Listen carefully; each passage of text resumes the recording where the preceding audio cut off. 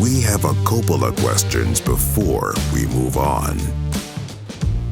So the car with the doll tossing bitch from the opening was struck head-on by a semi, burst into flames, and then blew up with the passengers visibly inside, but they're safe and sound and in tip-top shape from the Reichstag parade.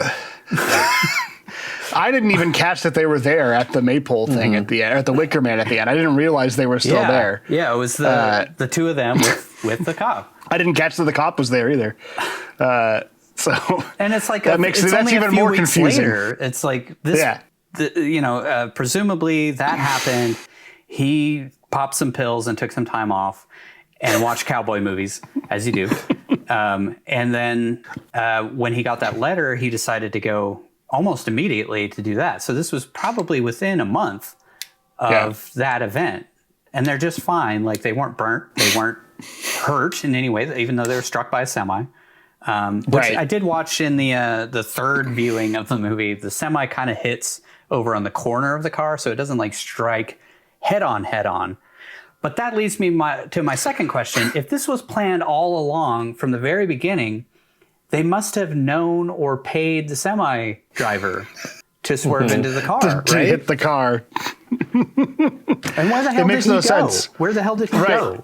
And Cage doesn't even try to, they don't try to stop it. He went off the road and like the semi flipped over and stuff, so he's injured as well. There's no, they didn't do any kind of investigation. I mean, they did say that like we never found the bodies of those two people later on, but like the driver of the semi That's what I thought the implication there was, that he just hallucinated it. Like he found a broken down car on the side of the road and imagined the whole thing for some reason. Yeah, that seems... He's been imagining things throughout the whole movie. I guess, but I don't know. And they were like, like, he was, he hallucinated. He picked up a doll that somebody had thrown and then saw an abandoned car and made this whole thing up. And then that's why there was no bodies or anything. But the fact that they're on the island with the cop makes even less sense than that. Because why would they, if they're going to lure him to the island, why would they even set up this elaborate thing with crashing a semi into a car anyway? She could have just they could have just given him the letter and say, look, I got this letter from your ex-fiancée. And he would have gone to the island anyway. They had to like create some guilt or something, but they didn't need it. Maybe to set up that like a kid had died and now he feels bad about the kid dying. Maybe. Yeah, but he seems like the kind of person who would have gone regardless because his ex-fiancée is saying her kid's missing and she needs his help. So it was a complete waste of time whatsoever. And a potential disaster for the woman and the child who could have actually been killed. Yeah. Setting up this pointless ruse. Yeah.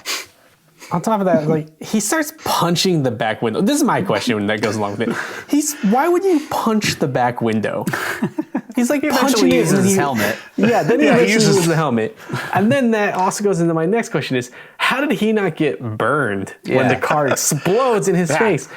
And why did he just open one of the doors instead of breaking out? Because they only got hit, like the right side was crumpled. He could have, or the left side, he could have gone around to the other side and opened it up. And, I don't know. Yeah. I guess they were insinuating that both sides of the car were on fire. Oh, yeah, maybe. It did explode because it throws him. Yeah, it doesn't knock him flying. He doesn't get burned or anything like that. He's totally fine. Yeah, when he's not mentally, but physically. When he's busting out the window and stuff, like it hadn't blown up yet. It was just burning from apparently underneath. Yeah, because that's how cars burn. It's just a weird inciting incident for the whole movie when it really is kind of pointless and makes no sense in the overall story. Next, what was with the creepy phone call that served absolutely no purpose other than I forgot about the phone call.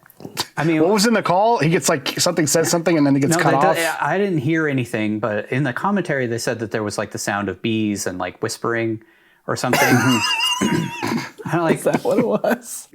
Like it didn't make any sense. It doesn't make any sense. Like, was that to insinuate that someone has been watching him while he's browsing the internet, like after he looks at the envelope and stuff?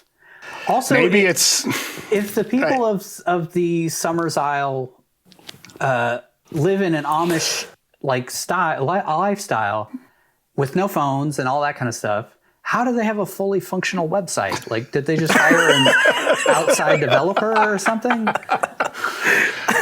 Well, I'm they use assuming they Squarespace, export their one of our bees. sponsors. Maybe they export their honey and sell it.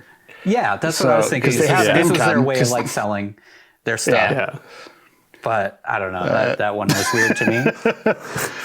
Okay, Speaking of phone website. calls, when you missed a moment when he's running with Rowan through the woods, his phone rings. His cell phone that's right, finally. that's right. And it's his partner or whatever, and he just answers it. And he's like, "Pete, help us, help us, help us!" And then the phone goes dead, and that's it. There's no other point for that to that's happen. another like okay, so somebody is looking for him now, right? And they know where he is, so they're Right. gonna find out what happened to him.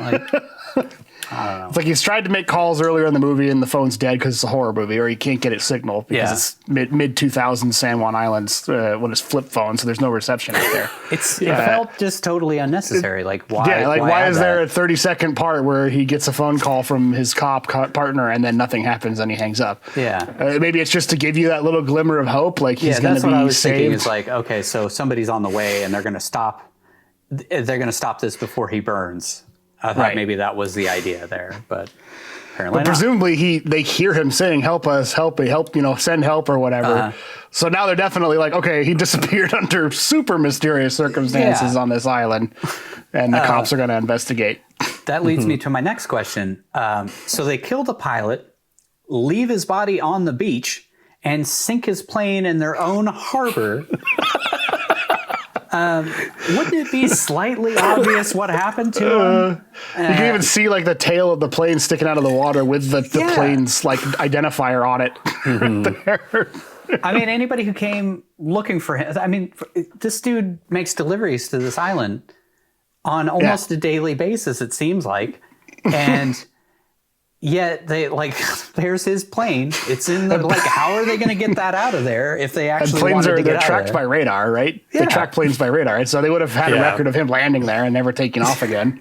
Right. Well, he's also going to file what do they call it, a manifest of where he's going. So Flight they know plans and that stuff. Yeah, they know that's where he's going. It's like, hey, have you guys seen Pilot Pete? No, that's his plane out there in your harbor. Oh, I heard that someone wasn't there gave last him a night. whole $100 to fly somewhere the other day. He bounced. He's in Mexico. So why not just lock up Nick Cage when he first arrived instead of playing all these games with him? Like they do Right. say that it was a game the whole time, Right. but like There's it's- something about he has to come of his own free will. Yeah, So maybe he has to continue investigating of his own free will. Like that he can't be an unwilling prisoner the whole time. Maybe. Yeah. I'm just spitballing because the movie doesn't tell us. But maybe that's why. Like maybe they have to give him the opportunity to leave if he wants. Yeah. At any That point was because they sort of, they do never lock him up. in the- And they let him wander around. Well- they let him look at whoever, talk to whoever. He can go wherever he wants. He can ride the bike on whatever path he wants. They don't try to stop him. Yeah. Until They they do lock him randomly up in the lock him in the crypt. crypt. yeah. Which But makes those- no sense. They did sort of do the same thing in the original one, where like he did have opportunities to leave, and they did tell him like you should probably leave, but then they tested him a bunch of times to see if like was he gonna succumb to the charms of this beautiful woman who's naked dancing next to him and like singing a song about milking him and all that kind of stuff. But As one he's does. in the original. It made sense because he was a hardcore Christian the whole time, and he was very upset about all the pagan stuff throughout the whole movie. And it had to be somebody who was a virgin that they sacrificed. And so he was a virgin by choice because he was waiting. He was engaged, which they showed a few times. And he was saving himself for marriage, which he was just about to get married, which I don't know if I buy the fact that this almost like 40-year-old dude was a virgin throughout his whole life, but that was a different time. Things were different back then. And it was England, about that you know. once. The old C of E was a lot more strict, the Catholic Church back over there. C of E. C of E, as they called it in Clockwork Orange. Church of England. Church of England. Why did they sting him in the face before sacrificing him? Maybe the What the bees hell had was the to. point of that? Because what if he died? Because again, he's deathly allergic to bees, and Then- they just then the dumped like sacrifice is 200 all- bees all over him, Yeah, it's all and then he null would have and been void. dead. What I Maybe thought they had was, the EpiPen ready, and they gave him a shot before they threw him in there. what I thought was I funny thought that is had to do with like it's bees is their whole thing. It's their fertility goddess and bee goddess or whatever. So they had to offer a sacrifice to the bees, maybe, and I don't know. Maybe, but they're killing the bees by letting them sting him. Mm-hmm. Yeah, true. Oh, in the theatrical version, you can see that his face is all stung up, but it's not explained in the movie. If you just watch that version, you're kind of like, what the hell did they do to his face? I don't think because they play the audio of them breaking his legs so that you know his legs are broken. I don't know if I don't think they play the audio of them dumping the bees all over him. No. Or stinging or whatever like that. So you just hear him go, oh no, my legs, you broke my legs. And you hear him snapping his legs or whatever. My legs, so you know he can't just run away. But yeah, he's just got bee stings all over him for no reason. And also the way that they reveal the Wicker Man just seems very... It's weird because he's like, oh my God, oh my God. And it's like, it's the first time that there's no reference to the Wicker Man at all. Like you said, in the original movie, it's just a reveal. Yeah. It's like that in this movie, but it's almost like they're counting on the audience to know what the Wicker Man means because you've seen the original one. But if you don't, you're still just like, why is he so freaked out about a big giant Burning Man thing? I mean, I guess the implication is there. I just thought it was a weird reveal of it where he just sort of sees it. He's like, oh my God. Maybe oh my God. Edward Maylis had seen the original Wicker Man movie, so he knew what was going to happen. Yeah. They're ripping off that movie. Maybe he's been investigating. He's been investigating the missing cop for 30 years. He knew It's about just the like Wicker that Man. case. His name Edward Maylis in the original one? No, it's they used the Edward from the name of the guy who played the original person. I forget the name of the actual character, but the original guy was named Edward Woodward. So they used Edward for his first name and Woodward for Willow's last name. Yeah. And then they because kept Maylis the way they say it or the way they spell it is Malus, which means evil in Latin. Yeah, so they said something about it actually had something to do with bees too. I forget exactly what that connection was, but there throughout the whole movie, there's everybody has like a plant name or something related to nature and stuff throughout the whole thing. One of my biggest questions throughout this whole thing, after seeing the reveal at the very end, is so the cop lady moved to Nicolas Cage's town, took a job as a police officer somehow, and then like baited him along for years just to kind of help get him to the island, sort of. Like, yeah, what? Maybe the implication is that once they've targeted somebody, they put somebody like a plant. They send feelers out to follow them and make sure that they, go to the police academy and become a cop and become a partner of a guy in like 10 years or however long it takes for the cycle to continue. Insane. Yeah. And wouldn't they put together, I mean, I guess, they are cops, so they're missing person all the time, but wouldn't they put together that this lady cop like kept showing up at places where guys, police officers were going missing? Yeah. Like every 10 years. I also wonder like why they didn't, like he's obviously got a missing persons case. Why is it him that just decides to leave and go to a different state to go look for for himself? Yeah. Instead, he could have reported it to like the Washington police and they would have done the investigation. Yeah. I mean, because it's their jurisdiction. Like, let's sit down with a detective and be like, here's what seems to be going on. Do you want to help me on this investigation? No, he just goes by himself. Right.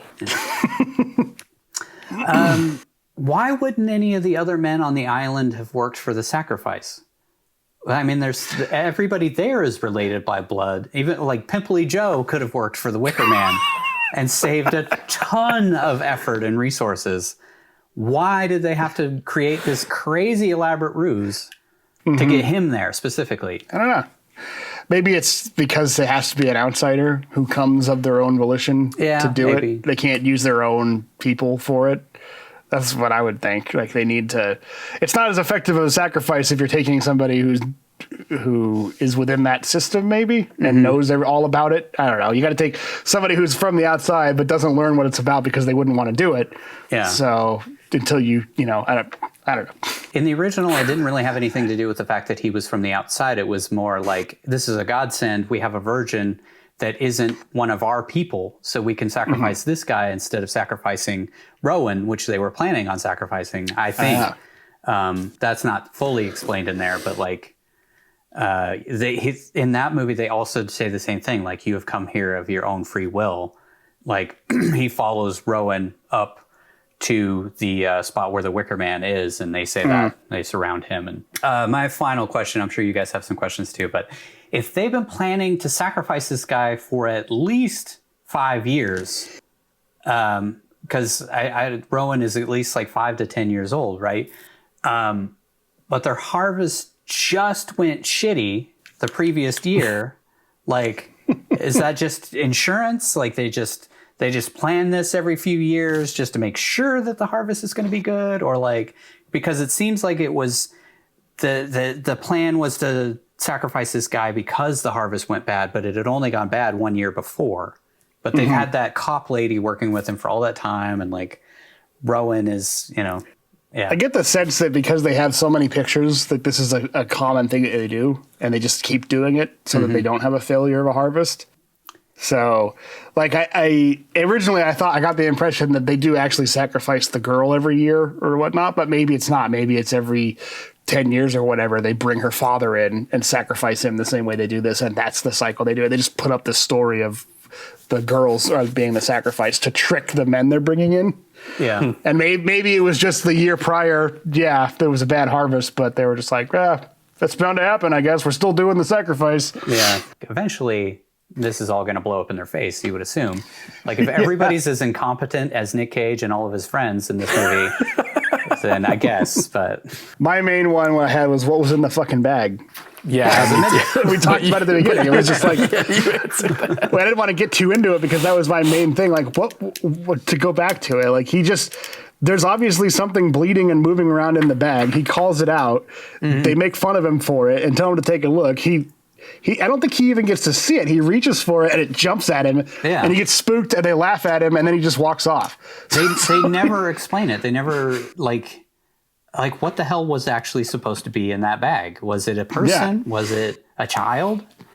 Is it an animal? Like, why does he not care more? Why does he just go, geez. Why does he just kind of like let them just leave with a dead creature without looking to see what the hell it was? I don't know. It was weird. I thought it was going to come back around and there was going to be, they do have the bag, they put him in a bag, right? Or something toward the end. They put him in the same type of bag. Yeah. So it's like, was this some failed sacrifice they were taking down to dump into the water or something? Or were they just showing it to him to tease him? Like, it's kind of it's like almost foreshadowing, except it doesn't actually foreshadow anything. Yeah. It's just like... It doesn't explain it doesn't... Yeah, it never gets explained in the slightest. But for me, it was just like, I can get with it just being a weird thing, but I just don't understand from a character perspective why he just brushes it off and doesn't bother investigating it any further.